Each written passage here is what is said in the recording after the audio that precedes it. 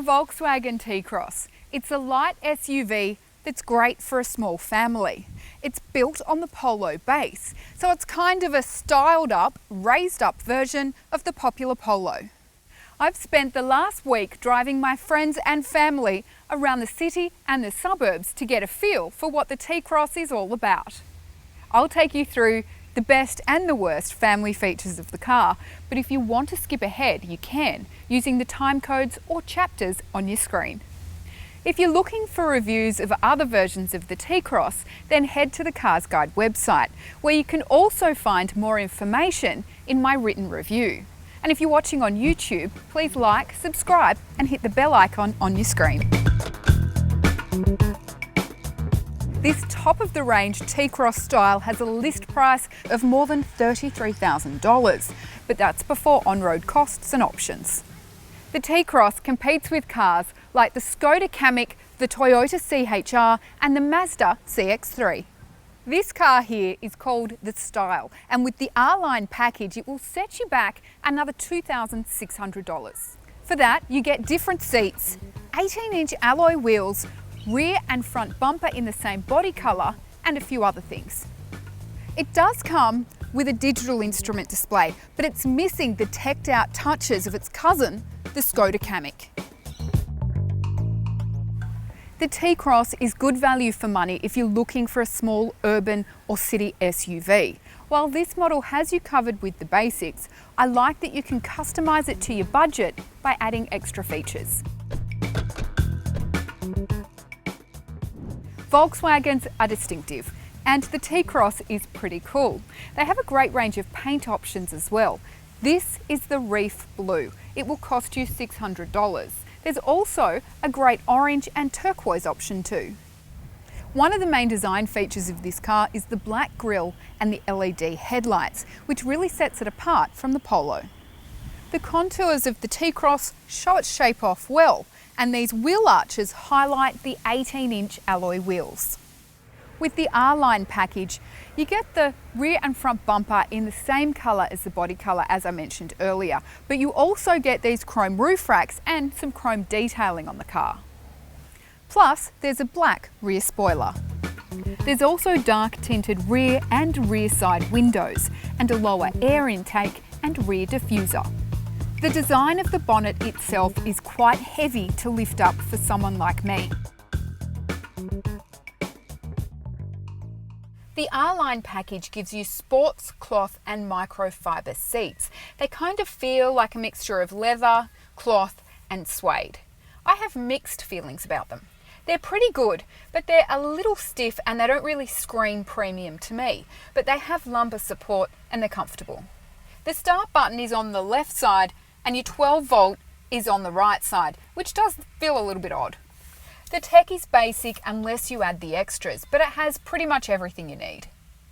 The functions are simple to use while you're driving because nothing's overly complicated.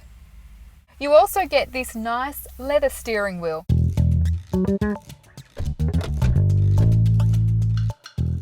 The car has practicality well covered, but with a bit of fun thrown in. One thing to keep in mind is this is meant to be a compact SUV. It's not a big bruiser, so you're not going to be able to drive half the footy team around with you. I'm 178 centimetres or 5'10", and you can see that I've still got a decent amount of space around me, which is impressive for an SUV of this size. I drove the T-Roc with 4 adults and we all fitted fairly comfortably. One of the adults in the back was 6'3" and he had just enough space to be comfy. We couldn't really have had someone in the middle though, but you could get 3 kids as long as most of them aren't in car seats. The sound system is good with 6 speakers. You get 4 in the front and 2 in the back. You have this 8-inch screen, but it is a bit smaller than the one that comes in some of its rivals. You also have this wireless charging pad and 2 USB-C points here. For Apple CarPlay and Android Auto, you do need a cord to connect, but it does work easily. You can pay extra to connect wirelessly when you buy the entertainment package. The design of this screen is very practical because it's clear and functional. It's a similar thing with the digital instrument display.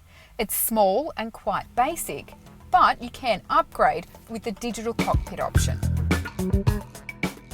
You have this storage space or tray up here, but I'm not quite sure what it's for. I put my glasses in and they just slid straight out. Considering the T-Cross is really a Polo on stilts, it has decent storage. You have 2 cup holders here. The bottle won't fit, but you can put it in your door. Your centre console is an alright size, and you've got a pretty good sized glove box as well. You also have this sliding tray under the front seat. It's pretty old school, but I like it. In the back, you do have these 2 USB-C points, and you also have this storage space here. I think you're meant to put your phone in, but I'd keep an eye on it. There's no centre armrest for a cup holder, but there is space for a bottle in the door. The car comes with 3 top tether points along the rear seat backrest. It also comes with ISOFIX points near the rear car doors. Despite how much the T-Cross manages to fit in, you won't be able to fit 3 car seats along the back. This is a fairly slim car seat, and you can see you'd struggle for room to fit 2, but you can choose which of the 3 positions you use. The car seat was fairly easy to fit because the doors open wide.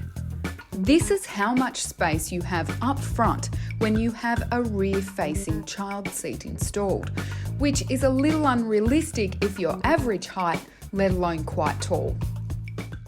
The tailgate isn't electric, but the boot space is 385 litres. I was able to fit this car seat with a small suitcase beside it.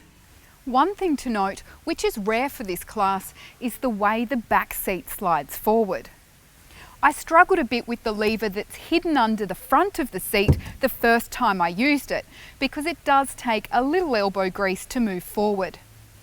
The extra boot space does come in handy, but it does eat up most of the leg space for the back seat. With the rear seat folded, you get 1,465 litres of space, which is really good for a small SUV.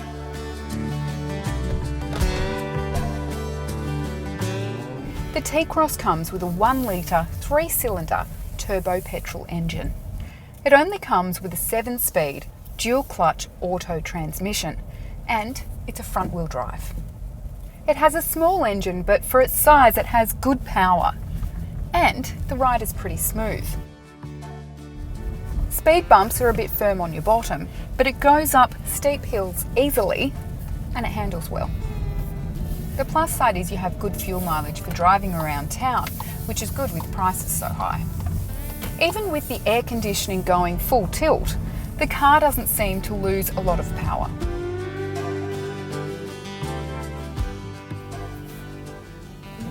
The turning circle is decent and you have good visibility. And the reversing camera is helpful, makes it really easy to park. Given the size of the car, the seats are nice and high. It gives me a good vantage point and better visibility compared with some other SUVs. The rear view mirror is a little small, so it can be hard to check your blind spot sometimes when you're driving. The leather steering wheel makes for comfortable driving, and it's predictable and really easy.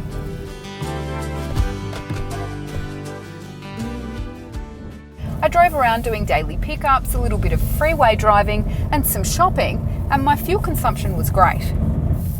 Officially, the T-Cross fuel combined consumption cycle is 5.4. For me, the T-Cross style gave me an average consumption of 7 litres per 100 kilometres over the week. The T-Cross style comes standard with parking sensors. You also get blind spot monitoring with rear cross traffic alert, which wasn't overly sensitive like some other models I've driven. It also has auto high beams, which means when you're driving, if another car is coming towards you, it will automatically dip them, which is handy on the highway. That's only available with the style. You also get adaptive cruise control. It also has auto emergency braking and all of the other safety features you would expect at this price range. The Volkswagen T-Roc received a 5-star ANCAP rating in 2019 when the car first arrived in Australia. The T-Roc comes with a 5-year unlimited kilometre warranty, which is pretty standard these days. You can get a 3 or 5 year care plan for the T-Roc for your first 3 or 5 services. For 5 years it will cost you $1,850, meaning you'll save $787 compared with paying as you go. Otherwise you can get capped price servicing, which is well priced and you need it once a year.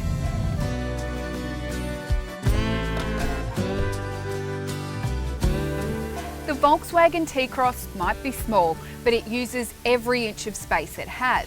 And I think for a small family living in the city or the suburbs, it's a good buy. But you need to be wary that some of the fancy features that comes with its rivals are optional extras for the T-Roc. What I like is the design of the car, the gorgeous colour it comes in, and the overall drive. And it feels solid, which is what I like when I'm driving my family around. I give this Volkswagen T-Roc Style R-Line a 7.5 out of 10 because considering it's based on the Polo, it's a great step up. And it's a lovely drive that made me feel safe. But for kids, it's more of a 7 because of the modest child car seat space. If you're after more details, don't forget to check out my full review at the CarsGuide website. And remember, hit like and subscribe to stay up to date with all our latest videos.